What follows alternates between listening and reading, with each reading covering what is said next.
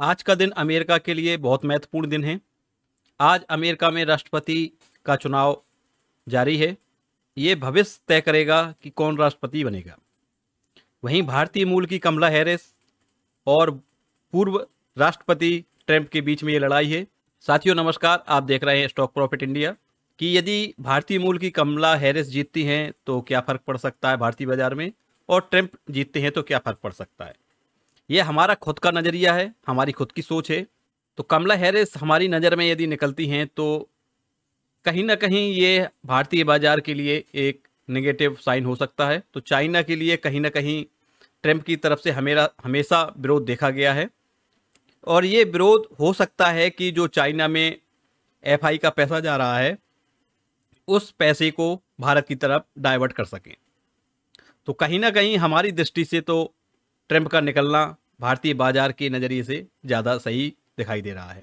आज हमारे बाजार में बैंक सेक्टर में एक अच्छी उछाल देखी गई, खास तौर से पीएसयू बैंक में।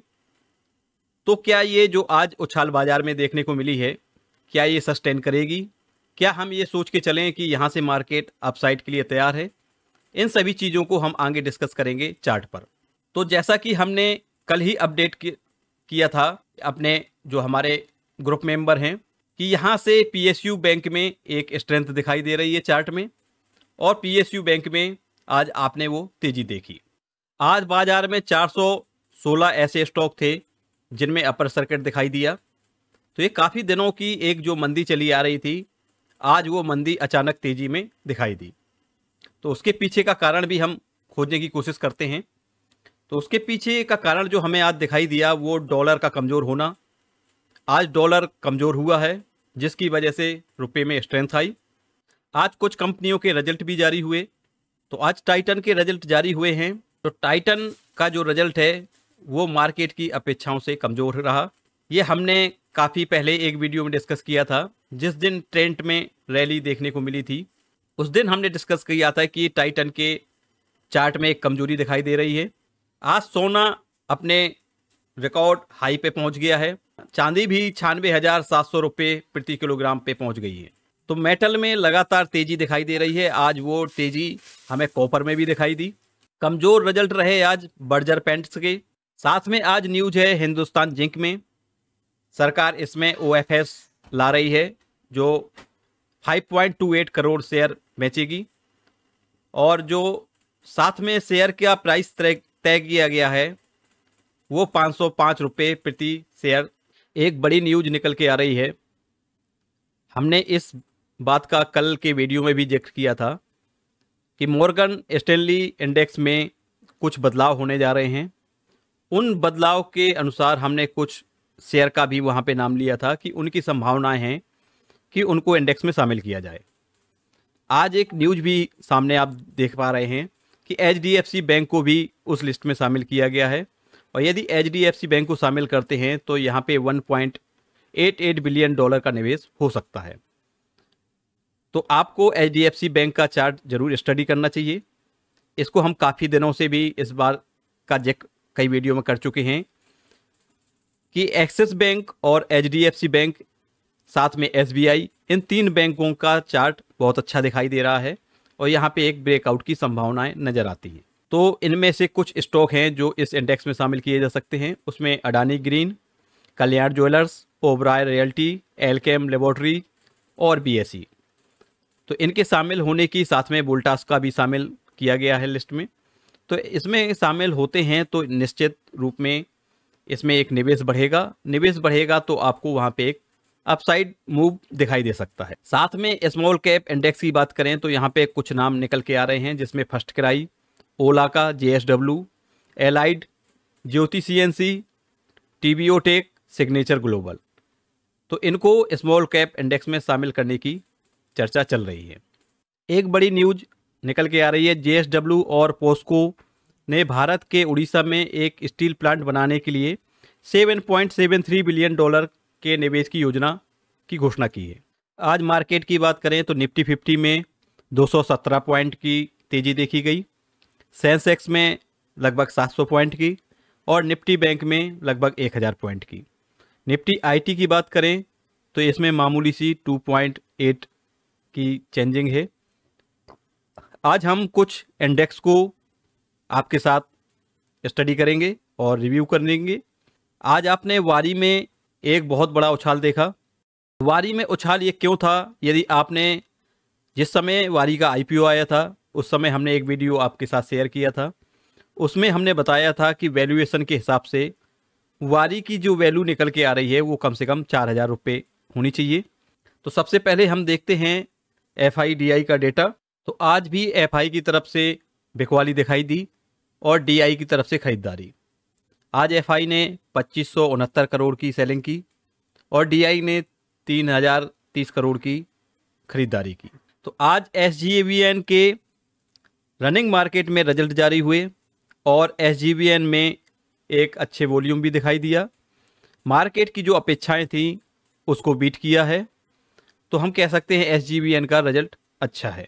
हम सबसे ज़्यादा महत्वपूर्ण देखते हैं डेटा वो कि सबसे ज़्यादा खरीदारी इस समय मार्केट में कहाँ चल रही है और जो बाज़ार के बड़े खिलाड़ी हैं वो कहाँ पे खरीदारी कर रहे हैं, उस चीज़ का डेटा देखना बहुत ज़रूरी है। उनमें Bharti Airtel, Sun Pharma, SCL Technology, Trent, Mahindra and Mahindra और रिलायंस।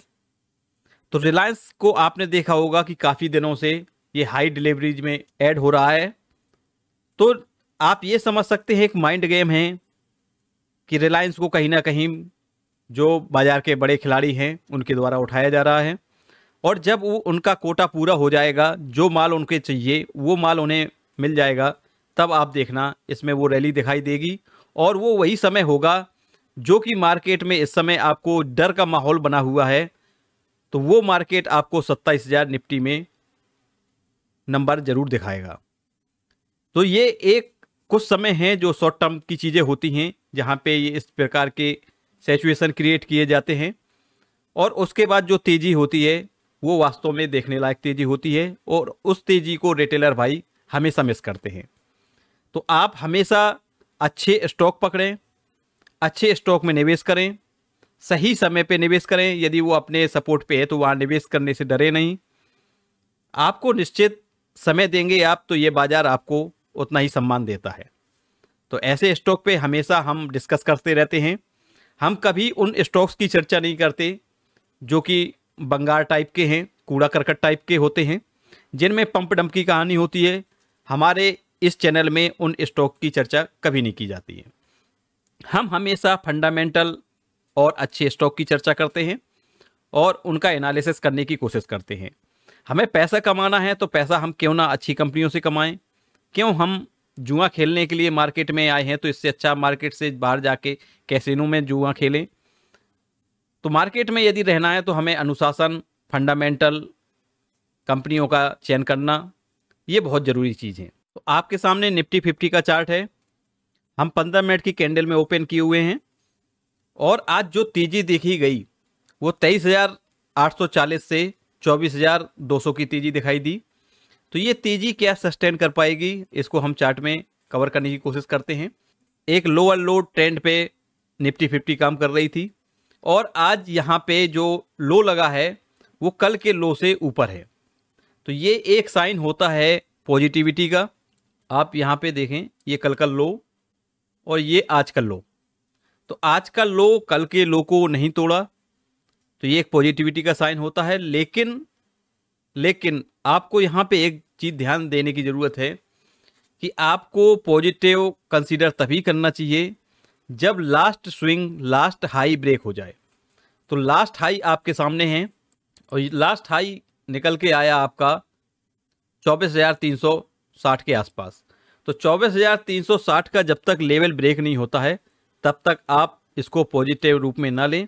यहाँ पे बहुत सावधानी की ज़रूरत होती है क्योंकि हो सकता है कि 24,360 पे रेजिस्टेंस लेके फिर से एक डिप दे दे और जो आज का लो बना है अब ये इसका सपोर्ट का काम करेगा और रेजिस्टेंस के रूप में 24,360 ये रेजिस्टेंस के रूप में काम करेगा।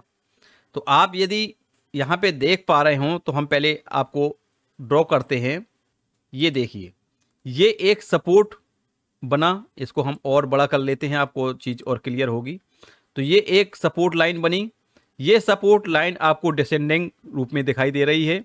और यदि हम इसी सपोर्ट को, इसी जोन को नीचे RSI में कवर करें तो आप ये देख सकते हैं, ये कहलाता है RSI डायवर्जन। अब देखिए, अब दोनों में आप कंपेयर कीजिए कि दोनों में क्या अंतर है। जो प्राइस है वो नीचे की तरफ मूव कर रहा है, जो RSI है वो ऊपर की तरफ मूव कर रही है। तो ये एक साइन होता है जहाँ से रिवर्सल का संकेत मिलता है। तो यदि आपको ये चीज़ पकड़ना नहीं आता है तो आपको फिर हमारे क्लास ज्वाइन करनी होगी। हमारे स्पेशल ग्रुप में इस चीज़ को सिखाया जाता है कि कैसे हम डायवर्जन को जस्टिफाई करें। और ये जो लास्ट गिरावट थी, यहाँ से ये रेजिस्टेंस का काम करेगा। ये एक ट्रायंगल पैटर्न बना, तो इस ट्रायंगल पैटर्न से ऊपर जाना बहुत ज़रूरी है। और RSI यदि आपकी यहाँ से 46 के ऊपर निकलती है तो आप फिर इसको पॉजिटिव रूप में बिल्कुल ले सकते हैं और आप ये कह सकते हैं कि यहाँ से अपसाइड आपको देखने को मिल जाएगी। तो वही चीज़ बैंक निफ्टी में भी दिखाई दे रही है, लेकिन यहाँ पे जो डायवर्जन है वो नहीं है। तो यहाँ पे हम ये कह सकते हैं कि जो रेजिस्टेंस का काम करेगा वो 52,640 के आसपास का एरिया है, जो कि रेजिस्टेंस का काम करेगा। और नीचे यदि हम सपोर्ट की बात करें तो वही अभी सपोर्ट बना हुआ है 50,350 के आसपास का, वो सपोर्ट अभी भी बना हुआ है।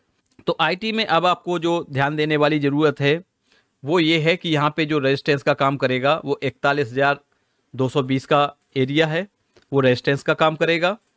और इसका जो, क्योंकि यहाँ पे तो यहाँ पे जो सपोर्ट का काम करेगा वो 39,900 का एरिया है, जो सपोर्ट का काम करेगा। यदि यहाँ से ब्रेक डाउन होता है तो फिर IT में आप एक गिरावट देख सकते हैं और आपको IT में 38,500 का लेवल दिखाई दे सकता है। तो IT में यदि तेजी आनी है तो इसको 41,000 के ऊपर, 41,200 के ऊपर जाना बहुत ज़रूरी है। HDFC बैंक का चार्ट आपके सामने है। आज इसमें एक काफ़ी बड़ा मूव दिखाई दिया है और यदि ये अपने इस रेजिस्टेंस को ब्रेक करता है तो आप यहाँ पे 1990 तक के टारगेट देख पाएंगे। साथ में एक स्टॉक का रिव्यू और करेंगे, वो है EMS में भी आप नीचे यदि देखें तो यहाँ पे भी आपको एक डायवर्जन दिखाई दे रहा है। तो यही डायवर्जन एक पॉजिटिव साइन देता है और वहाँ से एक उम्मीद होती है कि स्टॉक ऊपर की साइड जाएगा। वो चीज़ चार्ट में भी होती है। तो चार्ट में इसका जो डिमांड जोन है वो 720 से 740 का है, एक अच्छा डिमांड जोन है। और यदि ये 880 का लेवल पार करता है तो यहाँ से भी आप इसको एक बड़े मूव की तरफ देख पाएंगे। रिलायंस का चार्ट बहुत कुछ कह रहा है यदि आप समझें। यदि आप टेक्निकल समझने की कोशिश करें तो आप RSI को देखिए। RSI सब कुछ बता देती है कि इसमें क्या हो सकता है।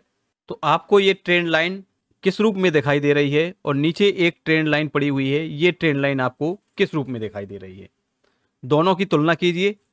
ये आपको स्टडी करने के लिए हमने छोड़ दिया है। तो रिलायंस का चार्ट आप स्टडी करें। आपको जो काम करना है वो हमारे वीडियो को लाइक करें ताकि हम और अधिक मोटिवेट हो सकें, आपके लिए अच्छी अच्छी चीज़ें लाएं, आपके लिए और मेहनत करें। आपको जिन स्टॉक में फंसा हुआ महसूस कर रहे हैं या जिस स्टॉक का एनालिसिस आप हमारे द्वारा चाहते हैं वो कमेंट बॉक्स में कमेंट कर सकते हैं, उनका एनालिसिस हम आपके लिए बिल्कुल करेंगे। साथ में आप हमारे वीडियो को ज़्यादा से ज़्यादा शेयर करें, ज़्यादा से ज़्यादा लोगों तक पहुंचेगा, उसका बेनिफिट हमें कहीं ना कहीं होगा और हम आपके लिए भी लगातार वही मेहनत करते रहेंगे। तो मिलते हैं नेक्स्ट वीडियो में न्यू इन्फॉर्मेशन के साथ। तब तक के लिए बाय बाय, टेक केयर।